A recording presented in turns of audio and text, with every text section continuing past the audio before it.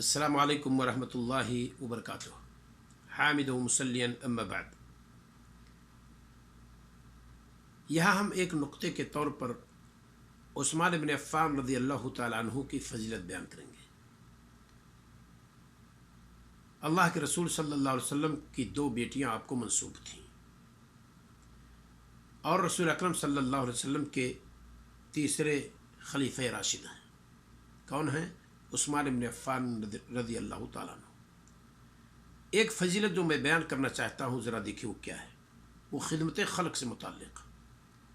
اللہ کے رسول صلی اللہ علیہ وسلم فرماتے ہیں، من یحفر بئر رؤما فلہ الجنہ، بئر روما کو جو کھودے گا اس کے لیے جنت ہے۔ یعنی مسلمانوں کے لیے جو بئر روما کا پانی فراہم کرے گا، اس کے کھودنے کا سبب بنے یا اسے خریدنے کا سبب بنے، اس کے لیے جنت ہے۔ فحفرها عثمان، تو عثمان رضی اللہ تعالیٰ عنہ نے اسے کھودا۔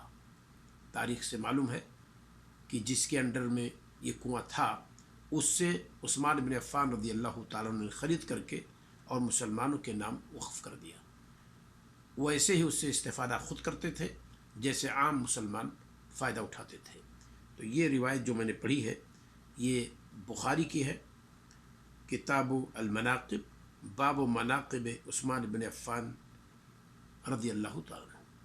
تو یہ عثمان بن عفان رضی اللہ تعالیٰ عنہ کی فضیلت میں ایک حدیث موجود ہے، اور اس کے صحیح ہونے میں کوئی شک نہیں، کیونکہ بخاری کی روایت ہے۔ اور اللہ کے رسول صلی اللہ علیہ وسلم نے کیا فرمایا؟ من یحفر بئر روما فلہ الجنہ، جو بئر روما کو کھودے اس کے لیے جنت ہے۔ فحفرها عثمان، تو عثمان بن عفان رضی اللہ تعالیٰ عنہ کو یہ شرف حاصل ہوا، اور اس حدیث کی روشنی میں عثمان بن عفان رضی اللہ تعالیٰ عنہ نے اسی دنیا میں چلتے پھرتے جنت کما لی ہے۔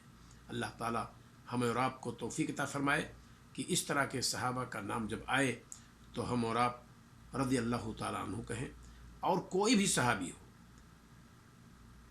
قرآن مقدس میں اللہ رب العالمین نے فرمایا وَكُلًّا وَعَدَ اللَّهُ الْحُسْنَىٰ، اللہ رب العالمین نے سب سے جنت کا وعدہ کیا ہے، متقدمین ہوں یا بیچ کے ہوں یا صغار صحابہ ہوں، جن کو بھی اللہ رب العالمین نے یہ توفیق دی کہ اپنے نبی صلی اللہ علیہ وسلم کی صحبت ان کو نصیب فرمائی، تو ان کے لیے جنت ہے۔ السلام علیکم ورحمۃ اللہ وبرکاتہ۔